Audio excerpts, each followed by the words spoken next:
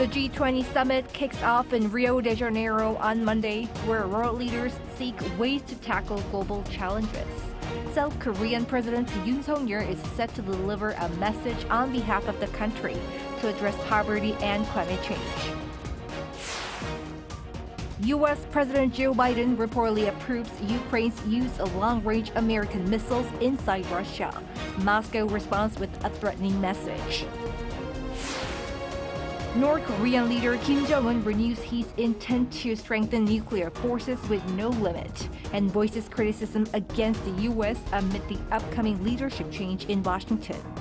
It's November 18th, 8 p.m. in Seoul. This is Newscenter. Thank you for joining us. I'm Yoon Jung-min. This year's G20 Summit kicks off in Brazil, and President Yoon has touched down in Rio to attend the annual leaders meeting to address many global challenges. Our correspondent Woo Soo-young tells us what's on the agenda and what the South Korean president will highlight. President Yoon will call for global solidarity on fighting poverty and climate change, as well as countering North Korea and Russia's military cooperation in Ukraine, as he attends the G20 Summit in Rio de Janeiro. According to the presidential office, the South Korean leader will speak twice at the summit, calling for international solidarity on building a just world and a sustainable planet. On the first day of the summit on Monday, President Yoon will attend the launch of the Global Alliance Against Hunger and Poverty, a key initiative promoted by host country Brazil. During the first leader session on promoting social inclusion, Yoon will present South Korea's contributions to eradicating hunger and poverty, highlighting the country's active contribution based on its own experience and knowledge of transforming from a war-torn, impoverished country to a major economic power. He will also urge the multilateral group to support economic growth in developing countries as a fundamental solution. On the second day, Yoon will further set out ways to foster global cooperation to mitigate climate change and transition to clean energy, emphasizing Seoul's green official development assistance. During the 2023 G20 Summit, Korea pledged to contribute $300 million to supporting those most affected by climate change. Ahead of this year's summit, Yoon told a Brazilian daily that he will strongly push for supporting developing countries' access to clean energy such as hydrogen, nuclear power and renewables. This will be President Yoon's third G20 summit following his attendance in Bali in 2022 and New Delhi last year. During his time at the G20, Yoon is expected to hold bilateral meetings with the leaders of Indonesia, Mexico and South Africa and attend the MICTA leaders meeting for the third consecutive year. MICTA is a network of middle power countries comprising South Korea, Mexico, Indonesia, Turkey and Australia. Yoon's office says the president will also use the multilateral platform to call for stronger solidarity on responding to Russia and North Korea's military cooperation and aim to build consensus on resolving global challenges. In his written interview, Yoon said Russia and North Korea are shifting responsibility onto the Korea-US alliance, which has been deterring war and provocations. He pledged to closely coordinate with allies and partners to enforce robust and effective sanctions against Moscow and Pyongyang's military cooperation. Amid concerns that the incoming Trump administration could undermine such efforts by weakening America's alliances, Yoon said he is confident that he and the US president-elect would accomplish much more together, not only for bilateral relations, but for global peace and prosperity. With greater US-China tensions expected to have ripple effects across the Indo-Pacific region, Yoon said whilst Seoul will anchor its foreign policy on the South Korea-US alliance, it will also strive to maintain communication with China and develop bilateral ties in ways that contribute to peace and prosperity in the region and the global community. Woo Soo-young, Arirang News, Rio de Janeiro. Prior to his departure from Peru, President Yoon held talks with the leaders of the U.S., Japan and China on the margins of the APEC meeting, with a key focus on North Korea's growing defiance. Our top office correspondent Kim Do-yeon reports. APEC was an opportunity for President Yoon Suk-yeol to meet with key leaders who play crucial roles in dealing with North Korea amid the regime's deployment of military support to Russia. President Yoon met with Japanese Prime Minister Shigeru Ishiba on Saturday local time on the sidelines for the second bilateral summit between them in around a month. 총리님과 첫 회담 이후 러북한 군사 협력이 북한군 파병으로 이어지는 등 영내 및 세계 정세가 급박하게 돌아가고 있습니다. Given the increasingly severe security environment surrounding us, including recent developments with North Korea, it is a critical task to continuously strengthen cooperation between Japan and South Korea. The two leaders also discussed plans for next year, as it will be the 60th anniversary of normalizing diplomatic relations. Yoon and Ishiba also met U.S. President Joe Biden during the summit based on an agreement to hold trilateral talks on an annual basis made during the Camp David Summit 15 months ago.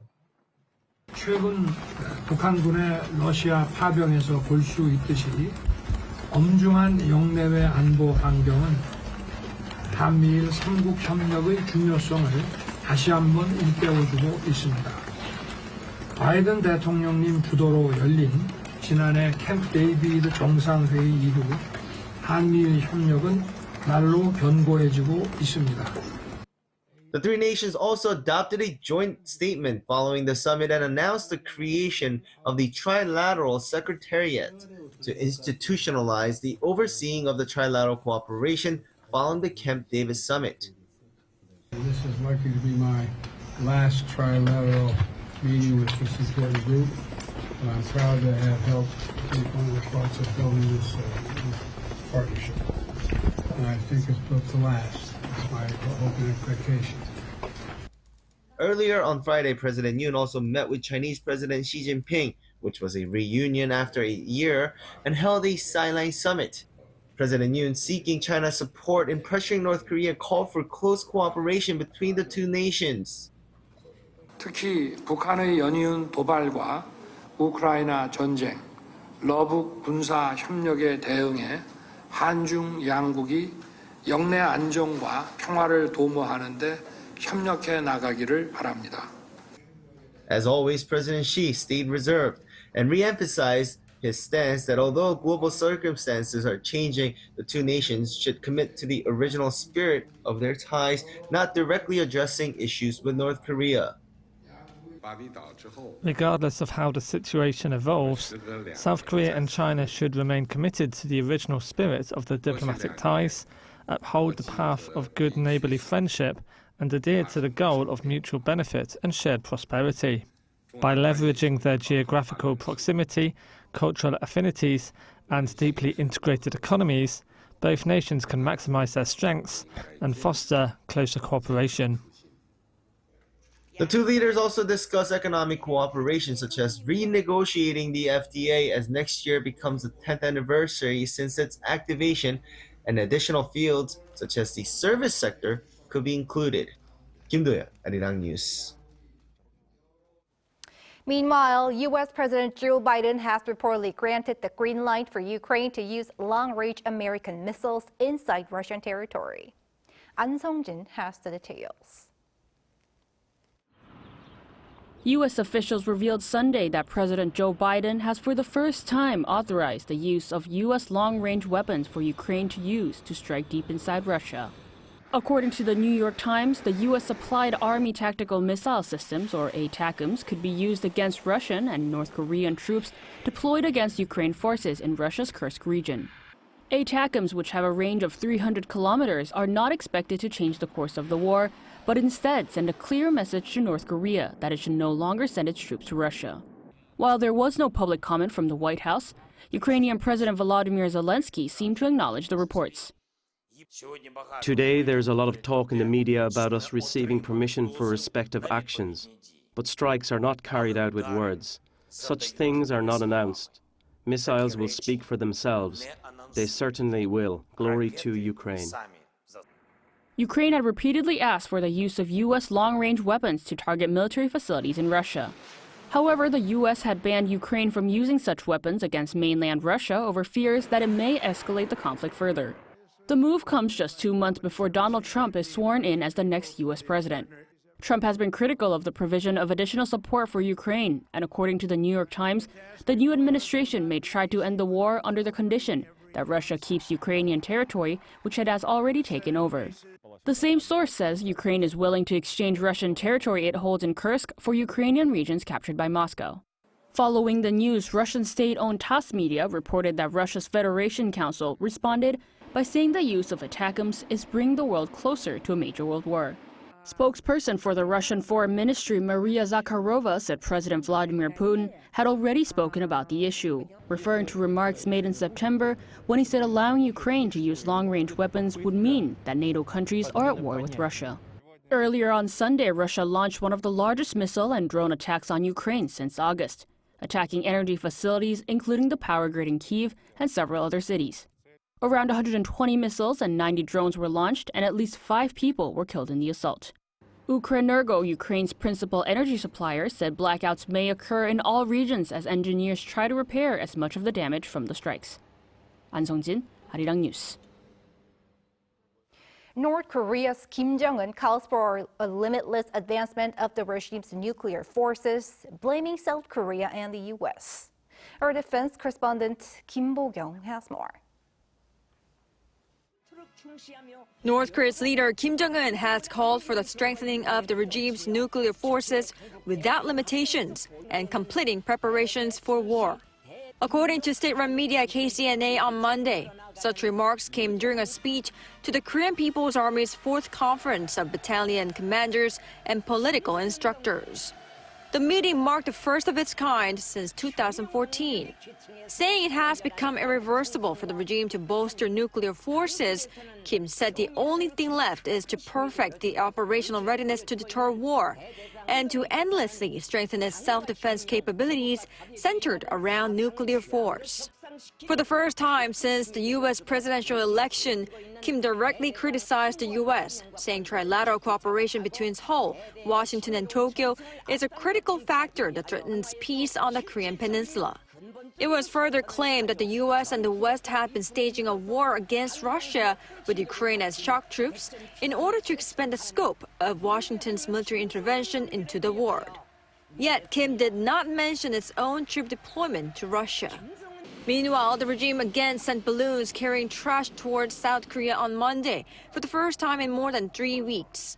This came after Kim Jong-un's sister, Kim Yo-jong, claimed on Sunday that South Korea sent balloons carrying anti-regime propaganda leaflets to the north the previous day. Saying its sacred territory has been polluted, she warned that Seoul would pay a dear price. Regarding this, the South Korean military warned the regime not to test its patience, saying it has sent more than 7,000 balloons carrying trash across the border since late May. North Korea's actions are crossing the line. We once again sternly warn that all responsibility for situations to follow lies within the North. Apart from the trash balloon campaign, the regime has been jamming the GPS signals across the border with South Korea up until Sunday for the 10th consecutive day. According to the South's military, it appears to be a military exercise to respond to the possible appearance of drones. Kim Bo-kyung, Arirang News. Last month, North Korea blew up the inter-Korean roads and train tracks built with over $100 million lent by South Korea. Now, the South is reviewing measures to reclaim the loans back. Choi Min-jung with the details. South Korea is reviewing plans to reclaim loans lent to North Korea to build inter-Korean roads and train tracks. The regime blew up the roads and tracks last month in a show of discontent against the South. On Monday, South Korea's Unification Ministry revealed its policy plans for the second half of the Yoon administration and unveiled that reviews are underway. From 2002 to 2008, South Korea provided loans worth over $132 million to North Korea to construct roads and train tracks. And the decision to seek the collection of these loans comes amid rising concerns that Pyongyang may refuse to repay them altogether, as the bombing of land routes depicts the North's intentions. Historically, there have been many instances where aid, like rice, has been provided or loans have been extended, but none of that has ever been repaid. Given the current state of inter-Korean relations and global dynamics, it's unlikely North Korea will respond.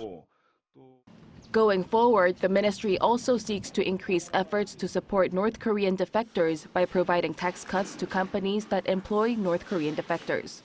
It will also increase next year's funds to support private organizations in raising public awareness of North Korean human rights. The ministry also urged North Korea to return to dialogue. The situation facing us at the halfway point of our term is not easy.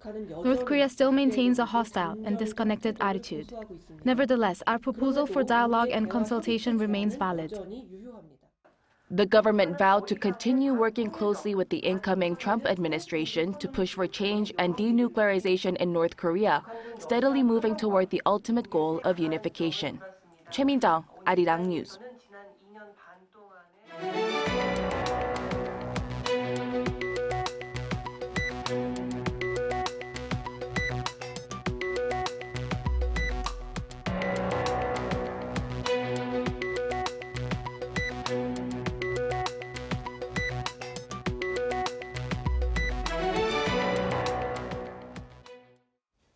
Over in the U.S., President-elect Donald Trump has nominated an oil and gas industry executive, Chris Wright, to serve as the next energy secretary. Wright has been a staunch defender of fossil fuel use as the CEO of Liberty Energy, an oil field services company in Colorado, denying that climate change represents a global crisis. He has no political experience, but reportedly gave large donations to Trump's campaign.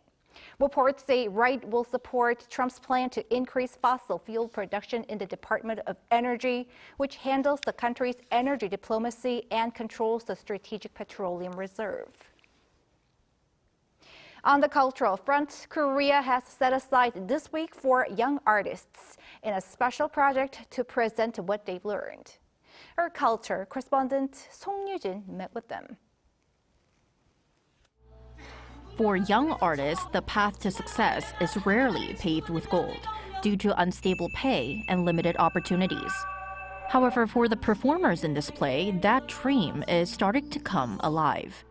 This production, titled Jojo, is the opening act of South Korea's first ever Young Artist Festival Week, where future stars in theater, classical music, ballet, and contemporary dance from the Culture Ministry's Young Artist Project perform after months of training. Earlier this year, 329 aspiring artists were chosen from an intensely competitive pool with nearly 10 applicants eyeing each spot. Over the past 8 months, they've worked alongside 9 national art companies, receiving training from experts and invaluable stage experience. These actors are part of the 40 young talents selected to train with the National Theatre Company of Korea. We worked with 40 rookies with a wide range of experiences, learning styles, and skills. Our focus was on exploring how we could bring everyone together to speak with one voice. The process was an opportunity to delve into the core of theater as a collective art form. After months of hard work, these actors finally took the stage to showcase their talent. Even though some of us have already debuted, this program allowed us to step back, refine our skills, and re-enter the professional world with confidence. The National Theatre Company of Korea brought in incredible directors and instructors who taught us acting techniques, Pilates, and speech training. What I gained most was learning from my peers. Working with 40 talented actors, I discovered so much by observing their strengths. It's an experience I'll carry with me forever. The Young Artist Project is just getting started, with even more participants set to join next year. We plan to include 600 participants. We hope these young talents can travel nationwide, performing in places that don't get the opportunities to enjoy cultural activities. It's about sharing their artistry with the people who need it most. Young Artist Festival Week continues with performances by trainees of the Korean National Symphony Orchestra and the National Chorus of Korea on Monday, the Korean National Ballet on Tuesday, and the Korea National Contemporary Dance Company this weekend. Song Yoo-jin, Arirang News. Jin from BTS held his first fan showcase over the weekend to celebrate the release of his first solo album. Nearly 3,800 fans gathered for the two-day event, which took place at Changchun Arena in Seoul. The global superstar greeted his fans, sharing that his album Happy was created with the BTS Army in mind and that he was deeply committed to making them all happy. As the first BTS member to complete his military service, Jin released his first solo album, Happy, on November 15th. The following day, his agency Big Hit Music announced that the album's lead track, Running Wild, has topped the iTunes Top Songs chart in 70 countries.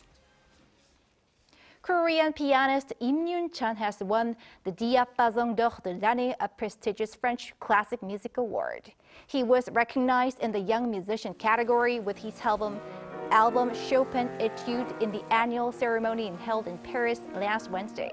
Im previously won the monthly award, also given by Diapason last June with the same album.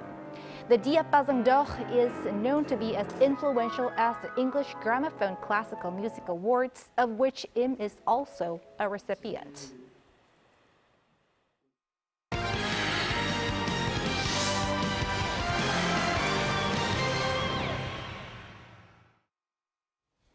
And time now to take a look at what's been happening in the world of sports. Joining us in the studio is our sports editor, Paul Need, as always. Evening, Paul. Evening, hello there. Let's start with football and the South Korean national team. So the team has arrived in Jordan ahead of Tuesday's match with Palestine. Yes, that's right. The squad arrived on Sunday night, local time, or the early hours of Monday here.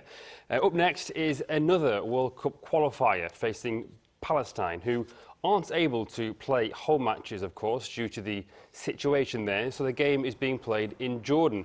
Korea make the trip on the back of a 3-1 win over Kuwait on Thursday, thanks to goals from Oh Se-hoon, Son Heung-min and Bae Jun-ho. It was Son's 50th goal for Korea in 130 caps. If he scores one more on Tuesday, he'll become Korea's outright second top goal scorer. He'd also set a new personal best for goals in a single year in full internationals with 10. Korea drew 0-0 at home to Palestine in September, so we're looking to pick up a convincing win. On a run of 4 straight wins and unbeaten since the Asian Cup, South Korea sit top of Group B, 5 points clear of both Jordan and Iraq. Moving on to national team, sticking with national teams, but moving on to baseball. So a shock exit from the Premier 12 tournament. Yes, I'm afraid so. The match with Australia today, therefore, was essentially a dead rubber. But Korea's exit from the tournament was confirmed on Sunday when Japan beat Cuba 7-6 and Taiwan beat Australia 11-3. This is despite South Korea on Saturday coming back from 6-0 down to beat the Dominican Republic 9-6.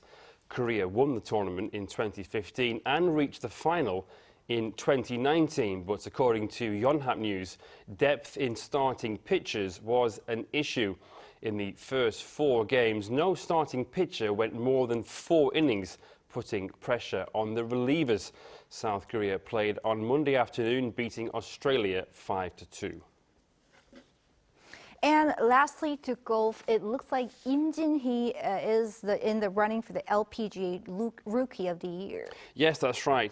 She finished second at the LPGA Annika on Sunday in Florida. She hit an 11 under 269 after a final round 2 under 68. It was her best finish in the LPGA. Her previous best was 4th at the JM Eagle LA Championship in April. In terms of Rookie of the Year points, she is now 66 points behind Mao Saigo of Japan, but has the CME Group Tour Championship to come starting this Thursday. A win would earn 150 points, runner-up 80 points. Saigo failed to make the cut in Florida this past weekend, so Im has a genuine chance of winning the award. And in terms of the CME Globe standings, Im moved up 9 places to 22nd and will be one of 11 South Koreans to tee off. For sports editor Paul Neith, many thanks. Thank you.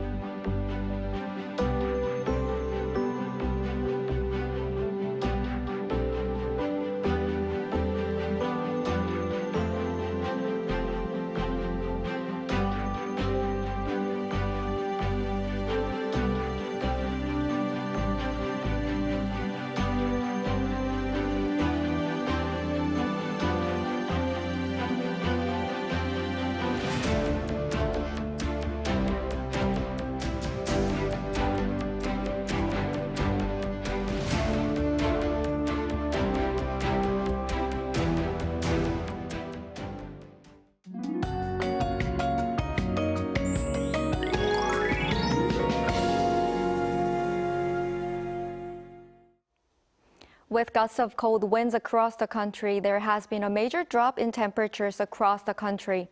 This morning, Seoul experienced its first below zero cold of this fall. For tomorrow, readings will stay in single figures even during the daytime, with daily highs only reaching 7 degrees in Seoul. It's easy to catch a cold with a sudden change in temperatures, so please take care. Cold wave warnings were issued this morning in some areas, but have since been removed. Meanwhile, a strong wind warning is in place on the west coast, the coastal areas of Jeollanam province and Jeju Island. Extra precautions are necessary.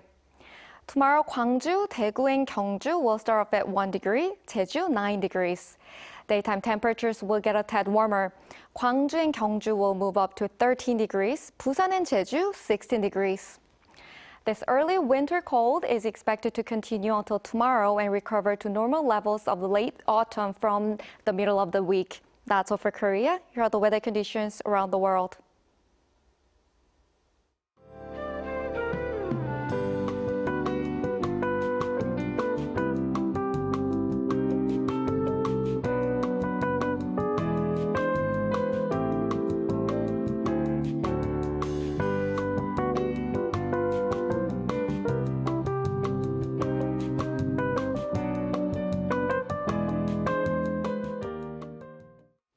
And that is Newscenter for tonight. Thank you for watching, and a panel session is coming up.